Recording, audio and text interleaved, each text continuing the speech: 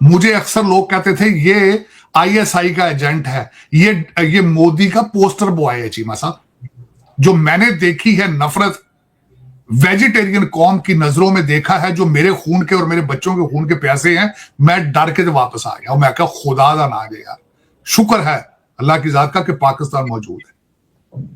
मैं ये मुसलसल चीखता था कि 1947 में डिवाइड करके हमने हासिल क्या किया। मैं आज भी एग्री करता हूं कि हम लुटमार हमारे जूनियर जो ब्रिटिश एजेंट जो ब्यूरोक्रेट है सीएसएस पीसीएस वाले ये लुट के लै गए ने, तो कुछ जो सीनियर लै गए ब्रिटिश एजेंट जिन्होंने पाकिस्तान के खिलाफ बातें करके ब्रिटिश लोगों से लैंड ली थी, जमीन ली थी, आज भी वो लूट रहे हैं। उनके ही पोते बैठे हैं असेंबलियों में लूट रहे हैं। अद्धे मिनिस्टर हो ही ने बड़े ब्रिटिश एजेंटों के जो लड़के हैं, और आपके सारे आपके जितने ये सीएसएस अफसर सारे ये जूनियर ब्रिटिश एजेंट है, लूट रहे हैं, दिहाड़ियां ला रहे हैं, मुसलसल ला रहे हैं दिहाड़ियां। लेकिन चीमा साहब फिर भी बेहतर सुख का साथ है जे मकान ते किराए ते लभ जांदा जे ना पाकिस्तान च, परले पासे ते तो आंदे घर वापसी आ जाओ, हिंदू बनो यार, यहां रहना तो हिंदू बनो। और चीमा साहब उसमें दर हकीकत आज बल्कि इसी से विश्व गुरु साहब को 30 डेज की इजाजत दी गई है कि आप रशिया से तेल ले सकते हैं। लफ्ज ये मेरा आपने नोट नहीं किया चीमा साहब? नहीं नोट, 56 इंच की छाती हो, विश्व गुरु हो, और साथ लफ्ज इस्तेमाल किया है मैंने 30 दिन की इजाजत दी है। डॉक्टर साहब वो कह रहे हैं मोदी की ऑयल डिप्लोमेसी है ये। मोदी दी पैरां च पै के माफी मंगण वाली डिप्लोमेसी जे हूं राजी हो? हूं पैरां च पै के इजाजत लफ्ज आपने इस्तेमाल, इजाजत किसको दी जाती है? विश्व गुरु ने इजाजत की लोड़ होती, जरूरत होती है विश्व गुरु को? माई बाप इजाजत दे दें, अगर आप बुरा ना मनाए तो हम 30 दिन के लिए तेल ले लें, अगर आप बुरा ना मनाए तो ये इजाजत है चीमा साहब। चलो कोई नहीं, खैर चीमा साहब ये तो होता रहता है। लेकिन चले अपने टॉपिक की तरफ आते हैं चीमा साहब। इस वक्त अफगानिस्तान में आपका ऑपरेशन बिल्कुल सक्सेसफुल जा रहा है। मैं बड़ा खुश हूं इस चीज पे कि अफगानिस्तान में आपने भरपूर फायदा उठाया है और आपने टाइम बाय किया है। टाइम बाय किया है क्योंकि पठाना का कारोबार है, वो तो बाज नहीं आएंगे। उन्होंने आपने टाइम बाय किया, पटाखे पटूखे आपने जो छोड़ गए थे, साडा स्लीपी जो छोड़ गया था वहां, आपने उसका बंदोबस्त किया है। अब वो थोड़ा अरसा आपको वो इंतजार करेंगे कि नया कोई मुर्गा फंसा एक मुर्गा, विश्व गुरु फंस चुका है ना वो उस मुर्गे में।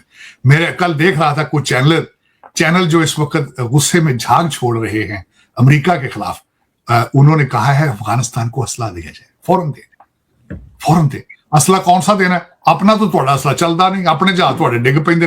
राफेल उड़ाने वास्ते राफेल बनाने वाले कहते हैं साढ़े जहाज चाहिए, थोड़े को उड़ते नहीं। चीमा साहब दूसरी अर्ज ये करना चाहूंगा, टीआरपी रेटिंग बंद कर दी गई 1 महीने के लिए। डॉक्टर साहब वो कहते हैं कि वो फेक चीजें इंडियन मीडिया फैलाता था इसलिए। हाँ ठीक, शुक्र है ये तो पता चल गया इनको कि फेक वो चीजें बनाते हैं। देखिए किस तरीके से एक दुनिया की सबसे बड़ी जमहूरियत, सबसे बड़ा दुनिया का भूखा मुल्क अवाम को किस तरह बेवकूफ बनाता है। देखिए बुर्जुल अरब को गिरा दिया, कहते हैं दुबई खत्म, दुबई खत्म। हालांकि सबसे ज्यादा पैसा इनका। और दुबई को गिराने वालों ये सोचो दुनिया का वाहिद बार जो मंदिर है वो अबू धाबी के अंदर है। और ये कैसे वेजिटेरियन है चीमा साहब? मैं अगले दिन सोच रहा था जिन्होंने ये कैसी नई पार्टी है, कैसा ये आरएसएस का एजेंडा है, जिन्होंने मजहब को चेंज कर दिया इतना, जो वेजिटेरियन है चीमा साहब, जो कहते हैं जानवर को ना मारो इसको तकलीफ होनी।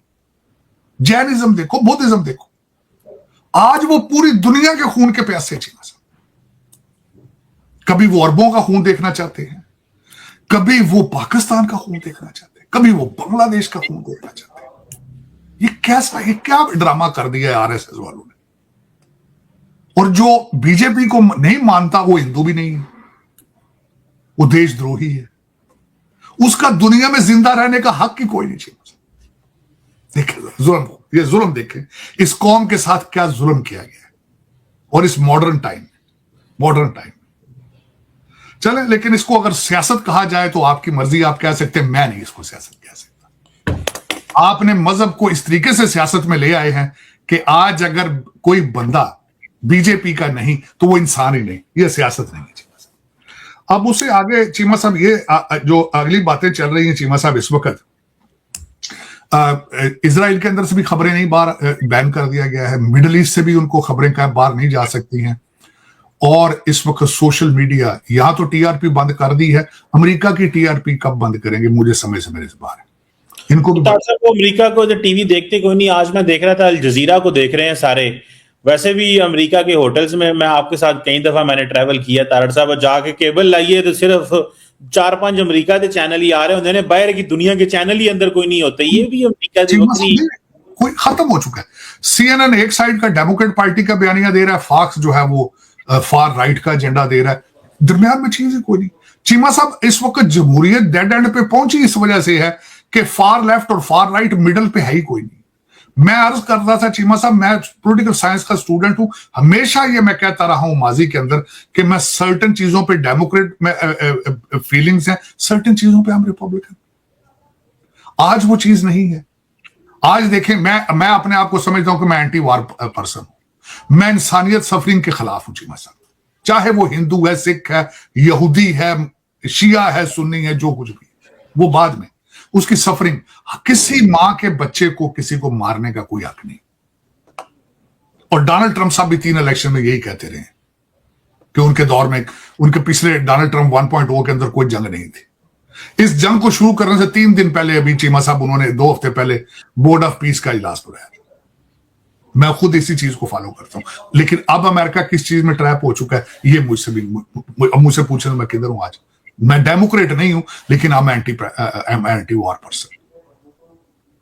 तो तारड़ साहब ट्रंप साहब ने ते 8 मुल्कां दे हमले करते ने, ये चंगे एंटी वार प्रेसिडेंट। तारड़ साहब इसका तो कोई जवाब नहीं। मैं खुद नहीं बल्कि इस वक्त चीमा साहब बहुत ज्यादा अमेरिकन, बहुत ज्यादा रिपब्लिकन, बहुत ज्यादा लोग इस वक्त चीमा साहब इसी सवाल पे खड़े हैं। ये आपने जो सवाल किया है, ये पादरियों से मदद ली जा रही है, दम करा रहे हैं व्हाइट हाउस के अंदर। वो basically right wing religious conservative base को इंटैक्ट करना चाहते हैं कि ताकि ये बिल्कुल उसी बेस को कर रहे हैं जिस बेस के बारे में जॉर्ज बुश ने व्हाइट हाउस में बार वॉक करके कहा था कि मुझे खुदा की तरफ से इशारा आ गया कि तुम इराक से छोड़ जा। चीमा साहब 2 चीजें इस वक्त, अगर फेथ या रिलीजन अगर है तो वो सिर्फ रिपब्लिकन पार्टी के अंदर, दूसरे तो वैसे ही एथियस्ट हो गए, भी नहीं करते ना चीमा साहब। अब वो अपने बेस को उन्होंने खुश करना है, बेस को खुश कर। डोनाल्ड ट्रंप साहब एक ये जरूर है कि जो करते हैं वो बेस को देखकर अपना सामने करते हैं, दूसरा वो उसके अलावा नहीं करते। लेकिन चीमा साहब इस वक्त जो कुछ भी हो रहा है दुनिया के अंदर, दुख के साथ ये कहूंगा कि गाजा में आज भी जंग जारी है, निहत्ते फिलिस्तीनियों के ऊपर आज भी। और चीमा साहब जिस तरीके से उन्होंने जिनेवा कन्वेंशन में की धज्जियां उड़ाई हैं उस जंग के अंदर, चीमा साहब मुझे सबसे ज्यादा दुख इस बात का था कि फूड को, खुराक को एज अ वेपन इस्तेमाल करके लोगों को उन्होंने भूख से मारने की कोशिश की है। उसका जवाब शायद हो सकता है यूनाइटेड नेशंस ना दे सके, शायद इंटरनेशनल कोर्ट ऑफ जस्टिस ना दे सके, लेकिन नेचर बैकफायर्स ऑलवेज। और ये वो कौम करती रही चीमा साहब, ये वो कौम करती रही है जिनके ऊपर हिटलर ने तसल्लियां की, हॉलोकॉस्ट किया, ये वो कौम कर रही है, हॉलोकॉस्ट। और मुझे दुख दूसरा ये है कि इन चीजों के ऊपर ना कोई किताब लिखी जाएगी, ना कोई मूवी बनेगी, ना बनी है ना बनेगी। चीमा साहब एक चीज लास्ट में जो थोड़ा सा पॉइंट ऐड करना चाहूंगा चीमा साहब, लोग आज भूल चुके। कल एक अमेरिकन एनालिस्ट है, उसका मैंने सुना है, उसने बड़ी खूबसूरती के साथ एक चीज अर्ज की थी। उसने एक चीज सामने रखी, उसने कहा अमेरिका अगर ईरान को अपना एलाय बनाता तो he would be a better ally. पूछे किस तरह? उन्होंने कहा ईरान ने अमेरिका के साथ मिलके ना, अमेरिका के इंटरेस्ट में आईसिस के खिलाफ जंग लड़ी। और आईसिस कौन थी? आईसिस वो थी जिन्होंने सितंबर 11 किया था। और उन्होंने कहा था कि ये सारे अरब कंट्रीज कौन थे? ये जो सारे आईसिस को सपोर्ट करते। उसने बड़े खूबसूरत तरीके से लिखा। लेकिन जो है वो दूसरी साइड पे, अब मैं जो छोटी सी चीज उसने साथ इसी नरेशन के अंदर उसने ये बयान किया है, जरा बड़ी खूबसूरती जरा सुनिएगा। चीमा साहब ये कहते हैं कि डेथ टू अमेरिका वो नारा लगाते थे, डेथ टू अमेरिका। कहते हैं अमेरिका ने आज तक उनके साथ किया क्या है? उस बंदे ने अपने उस ब्लॉग के अंदर रम्स फील्ड की तस्वीर लगाई जिसमें वो सद्दाम हुसैन के साथ शेक हैंड कर रहा है। वो कहता है अमेरिका ने वेपन्स ऑफ मास डिस्ट्रक्शन के लिए, केमिकल वेपन्स के लिए सद्दाम हुसैन की हेल्प करता रहा। 3 लाख से ज्यादा ईरानी उस जंग में मारे गए थे। 3 लाख से ज्यादा, 3 लाख से ज्यादा फी जमाना दौर के अंदर किसी कंट्री के लोग मार दिए जाए और वो नारा लगा डेथ टू अमेरिका, तो उसी का कोई साढ़े खिलाफ नहीं। चीमा साहब, एक और बात है और मैं सबसे बड़ी बात अर्ज करना चाहूंगा, किसी ने नहीं आज तक की बात। कुवैत से जब इराकी सोल्जर वापस जा रहे थे हथियार डाल के, लाखों के हिसाब से मारे गए थे जब वो सरेंडर करके जा रहे थे वापस। आज तक उसके बारे में किसी ने कोई जवाब नहीं दिया। आज के लिहाज में 70,000 के अंदर फलस्तीनी, 3.5 लाख से ज्यादा फलस्तीनी मारे गए। कोई आवाज उठाएगा उनके लिए? कोई आवाज उठा सकता है? वो मरीन अगले दिन कैपिटल पे अपना यूनिफॉर्म पहन के आके चीखता रहे कि we are not interested in fighting Israel's war. लेकिन चीमा साहब, दर हकीकत उसका मैं जो लुबे लुबाब निकालना चाहता हूं, जो मैं सत कट के हर वेले रखना थोड़े सामने बार बार, और मैं फिर उसके बाद अपने डीएनए पे सोच के मैं चुप कर जाता हूं, शर्मिंदगी होती है।